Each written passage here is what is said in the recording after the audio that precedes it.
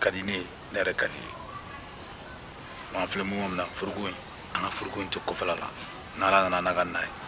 na yere sor ni ne yere sor wati ngakli bila mini fu na fara aliga na ni furuga ni bila ya no e ga klagi jolu o te pasibe ko ga gelale ba o kalpa yo de fois ne wa ma to ko su bela ko ne ba fete ndo bura abara amena donna okay nana no ko jom fura ko kai ma wuli ke ga ne ba ni ki ba wuli ese ba mo muna yani ga sai ma wuli awa ke bura korage de do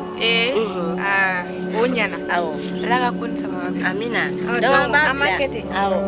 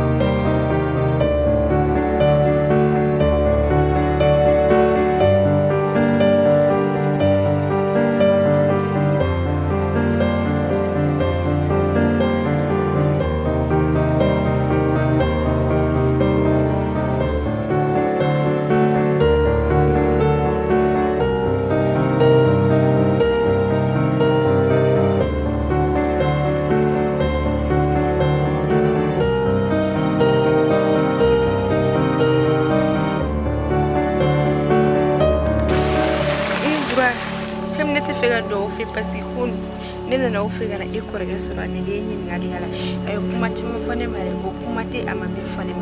nena la andinje man surma ndore signi sura sawa kan meme ko ka bashitia nyenyi wele jugumante udungu action mitebena ani nyoronche jismi fe ki la famille nti fe ki la moya mo onyana surtout ni terigere ko iga kuina niga kuma me kuma kande beni doche ay kuma chima fane mare ay re tigira nila kadi e ko ngani wulo me kredi ko tene ko kredi te ko fo pati nya fam ne ko rento ne ko rento mo sera mal doni akuma ni yal doni ne te fega nyala yare mo sera mate to fi ikorage ba mo sera mate sa me fo bati akainta nya fam anona wora tege blin wa ma no ye kalifa yi kalifa bo awa udi ka ku ko sebe awa mela e dabala ka ko kalifa be defu parce que kalifa be digun mun kono bi kalifa masaki yira bo kono surtout ka fo ko amna bo e ko kefu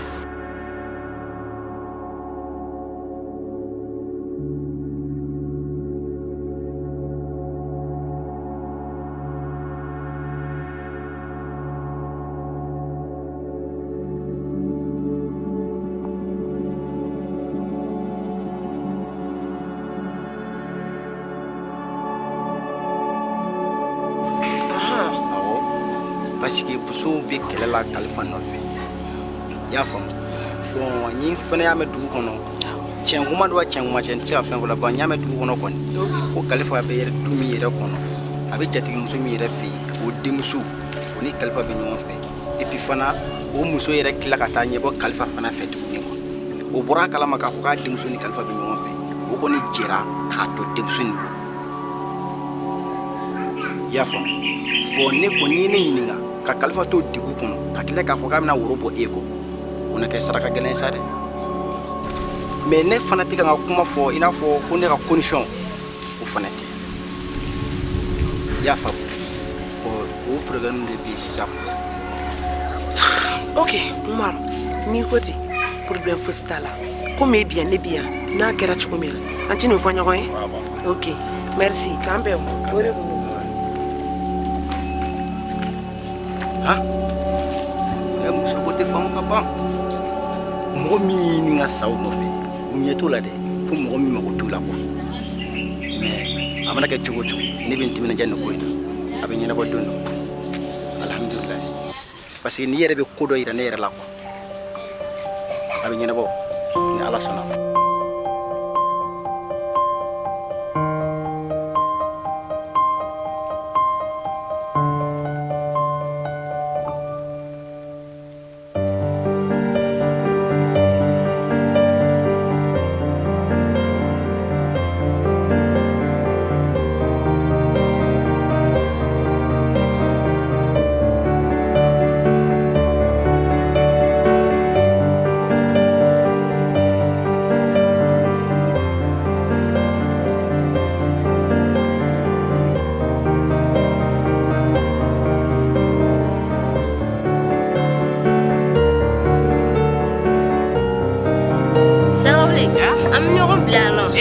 Awo. Ite na nga baro fla don. C'est vrai la ko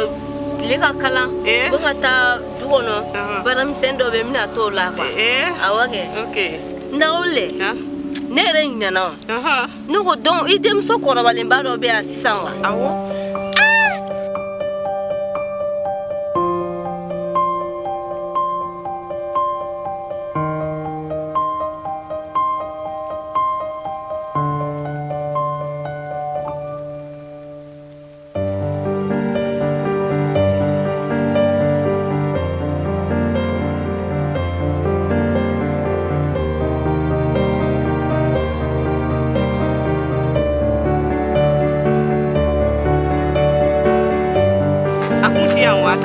Kalana koka kalam bana sa anana ndakawle jasa demsen nu mo kadi de sevela kwe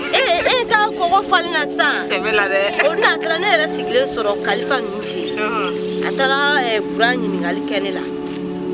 awatara ningali ke kaso ne era sigle ma ngbe ko rola khalifa nufi awatara atu mane kungulo mine akatu wata nunga duko na ere madine kuma bana ko jasa demsen nu mo kadi kwe ati anonde atara kalana koka kalam bana anana do am tara ko gangwa awoge na wonye na era di ona tara ne era sigle soro khalifa nufi awo atara ne sigle soro na aye burare ningali ke donc an ere an kuma chama foere atu madine akado duni kono muna ne kumina al doni me muna o ko me ko to tambani ne bta ni koni a nyiniga atara kumina ngo nyiniga like muna amane kumina o ma te mo se la mo dia fe ade madine de me ai fo ne dagabli fo de to la atara kata ne sige so ma ne te mo nyana maya iye mo nyana maya o tesa akado duni kono wode madine de dagabli de ha kan ko ne burala ko ga du so wede de madine ambe bidare bilano ora ngo kuma ne te ba donc kambe do re yanga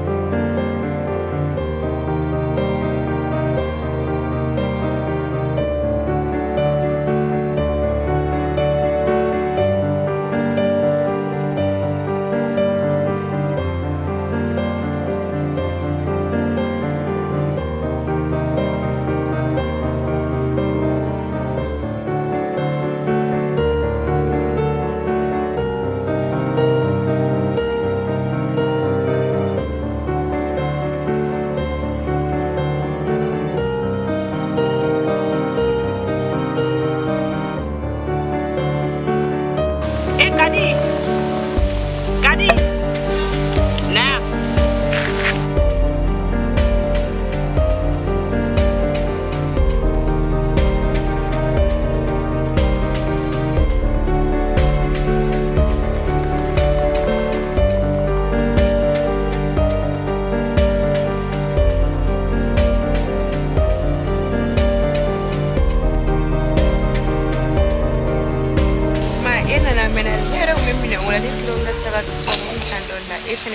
na kuma mamme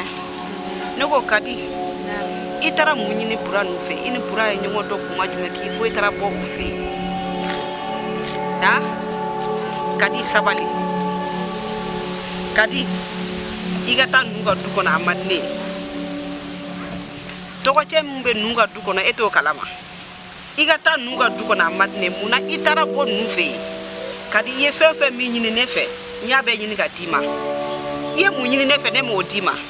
amadne igata do nunga duko na amadne muko de be sa miki yede nyini ga ba futi ne burache ibaro kare wannan na chemsenu ni musimanu mutuwa tira ye nyongo fe futi burache nyongo dodoro ne teriga doro ne rusno futi tanche iye bura don kuma jume ki be ta ufe kadi mangudu nuga magudu chene no tugamna amadne igata nuga dukona amadne nebe mi fiye iga saballe ni ma sabali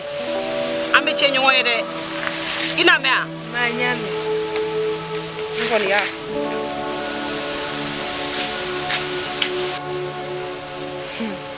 ma deliga ma dimine tane me ko manage ni bura ko inage ni ma ke no gon duguni la ne be ni me ni fuga siga mbulura akisebea me kalfa winta kalfa mi balla gati ni fuga ni na kulo wolo bura kono ta bura me ko erete mena nen bura chiga ma to kala me ne ga ndani ne mi ka kono ta bura ke o kalunta ara kalfa la wala sa aga ni fu me ni ko inta ayo nyala go ni be kalfa fene sisi alamani Ambalema assalamu alaikum. Foya fo sigaro la akwa karamo ke de Segu Keita. Ka bo selenge dalabala. Amazenga fefo aw yetugo. Bela jelemendo farafina kono ne farajela kono. Ka boga fulla sen kan bo bela jelema. Danta fulimina amunumbe. Ni hamena ko gelande be awla. Hamena ko fa amunun tay furukoy. Amunun tay dengoy, amunun tay garjiga koy. Amunun tay nafulo koy, amunun mago be nyefela de la ka bo kofe ka nyefela soro. Ay wuli aka karamo ke segere. Selenge dugulo sanfe. Maliko ka farafina kono ani farajela kono. Yiri dogotoro o de sigilen filɛ turabuso 32 ka adamadenw kungo lajɛ k'u to sigiyɔrɔ la